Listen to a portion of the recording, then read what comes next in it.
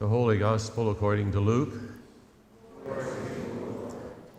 Someone in the crowd said to him, "Teacher, tell my brother to divide the family inheritance with me." But he said to him, "Man, who set me over you as a judge or arbitrator?" And then he said to the people, "Take care. Be on your guard against every form of greed, because one's life does not consist in the in the abundance of possessions." And then he told him a parable. There was once a rich man with a farm that produced abundant crops. And he thought to himself, "What should I do? I do not have enough space to store my crops. This is what I'll do," he said. "I will tear down my barns and build bigger ones, and then I will gather all my grain and my goods into them. Then I will say to myself, 'So you have many good things stored up for years to come, so take it easy. Eat, drink, and be merry.' But God said to him, 'You fool, this very night your life is demanded of you, and who will get all that you have prepared?' So it will be with those who store up treasures for themselves, but are not rich with God." The Gospel of the Lord. Praise to you, Lord. Please be seated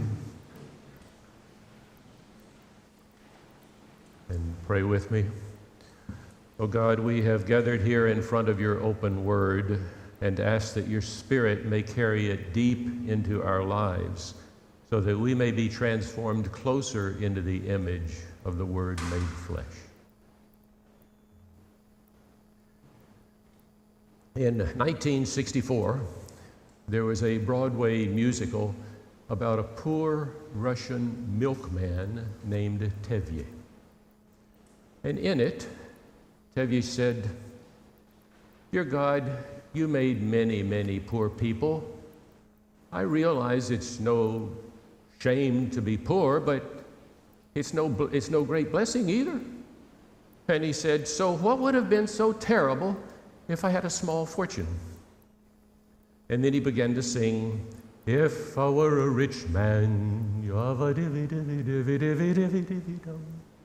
all day long I'd viddy-viddy-vum, if I were a wealthy man." And he ended it by saying, "Lord, you made the lion and the lamb. You decreed I should be what I am. Would it destroy some vast eternal plan if I were a wealthy man?" It seems that almost everybody wants to win the jackpot, the lottery, wants to be wealthy. Almost everyone. And in our gospel reading today, it begins two brothers that are fighting about the inheritance, and they ask Jesus to settle their dispute, in essence, to judge whose greed was right. And of course, he declines. That's not the reason he came. And he turned around and he said to the crowd who was around him, and he said, "Be careful about every form of greed, because your life does not consist in the abundance of possessions." And then he told him a parable. It was not a parable about possessions per se, but about the abundance of possessions. He said, "There was once a rich man with a farm," so the guy was already rich. "And the farm produces a bumper crop. And the farmer says to himself, 'What should I do? Because I do not have enough room in my barns,'" not plural barn, but barns, "to store all of this produce." That was his first mistake. He thought to himself. In essence, he was worshiping what's been called the unholy trinity: me, myself, and I. So he decides, "I know what I'll do. I'll tear down my barns and build bigger barns, and then I will gather all my grains and my goods into them." Well, that was his second mistake. He gave no thought to giving thanks to God for the abundance of his crops. He gave no thought to sharing any of the produce with the poor who live around him. And he had no thought about the even poorer who not only had no abundance, but they had no farm. That was his second mistake. But he then said, and then I'll say to myself, self, you have stored up goods and produce for many years to come. So relax. Take it easy. Enjoy life. Eat, drink, and be merry. He remembered the words of Ecclesiastes, who said, a man hath no better thing under the sun than to eat, drink, and be merry. But he forgot the words of the prophet Isaiah, who in chapter 22 said, eat and drink, because tomorrow we shall die. He had forgotten those. And then God said, you fool. God didn't say, you sinful man, you corrupt man, you evil man, you fool. And in the Bible, that term is usually applied to someone who does not acknowledge the existence of God, as this man certainly did not. He thought to himself. He made plans for himself. He congratulated himself. His whole life was about the unholy Trinity, me, myself, and I. Several centuries after Jesus told this parable, St. Augustine wrote about it. And he said, the rich man did not realize that the bellies of the poor were safer storerooms than the man's barns. The bellies of the poor were safer storerooms than the bellies of the man's barn. It was true then, and it's true before that. Imagine with me going to visit the farmer's widow the week after his funeral. So we get to the house, and it's somewhat smaller than we expected, and the barns are bulging with produce. We go into the house, and we ask the widow, tell us about your husband. What was he like? And she said, oh, he was a good man. He worked hard. He was in the fields all of his life. His work was his life. It was everything, and it consumed him. And she said he never was able to relax and enjoy any of the proceeds of his farm. She said a few weeks ago, when he realized that he was going to have a bumper crop, I said to him, maybe now you can relax. Maybe now we could travel, or maybe add a room on our house, or maybe another bathroom. Maybe you could share some of that produce with the workers that have worked for you all of these years. And he said, oh, I do want to do all those things, but not yet. First, I have to build bigger barns, and then maybe we can begin to enjoy life. And she began to cry, and she said, then. That word summarized his life. There was always something that needed to be done. And she said, and now there's no more then. It was true then, and it's true now, that greed for more, especially more material possessions, is like a hunger that cannot be satisfied. Years ago, when J.P. Morgan was the richest man in the world, he was near the end of his life, and someone said, J.P., how much is enough? And he said, oh, a little more than I have. At the end, God is not going to ask us, how much do you have?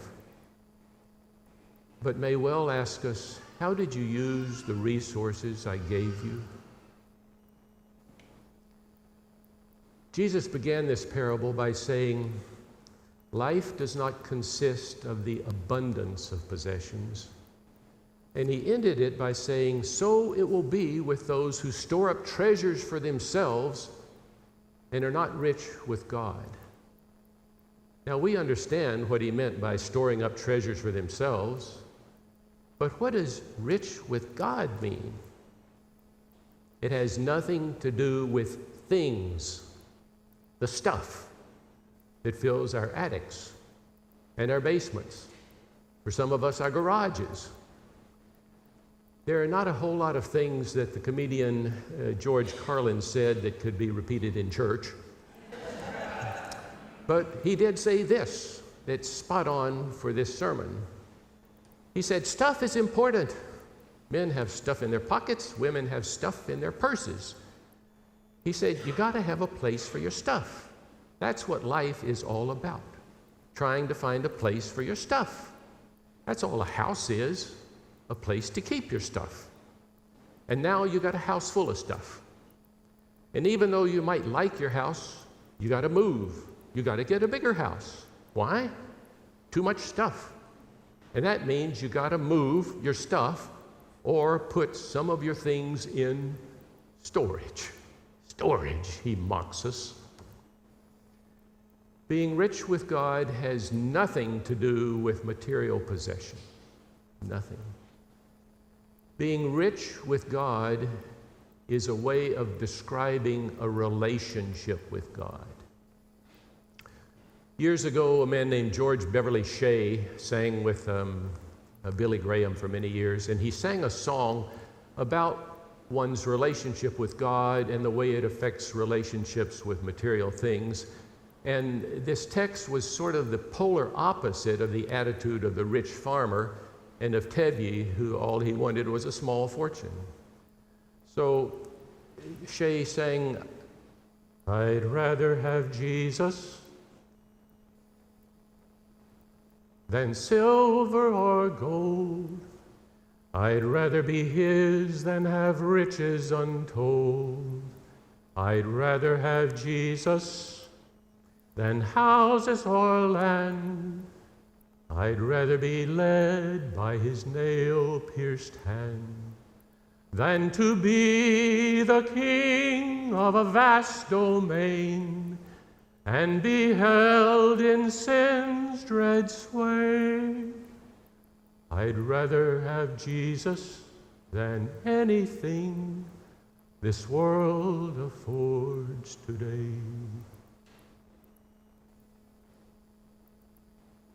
Who is really rich? It's a person with that kind of a rich relationship with the God that we know through Jesus. But there's a caveat with that. How do you develop a relationship? What does that require? It requires spending time with someone, right? And if our days begin with turning off the alarm, dressing, checking the weather, and checking our emails, getting the kids ready and off to school, getting to the metro in time to go downtown for our work, doing our work, getting back to the metro in time to get home for dinner and to see the kids, having dinner, preparing a couple of things for work tomorrow, watching the 9 o'clock news, and then doing the same thing again tomorrow, what's the chance that we will develop a rich relationship with God if we live like that? Zero. Most people will never have the opportunity to become materially wealthy, but every one of us has the opportunity to develop a rich relationship with God. And at the end, when we have to leave all our stuff, a rich relationship with God is the one thing that we will take with us into the life with Him after this. And it is the only treasure that we ever truly have.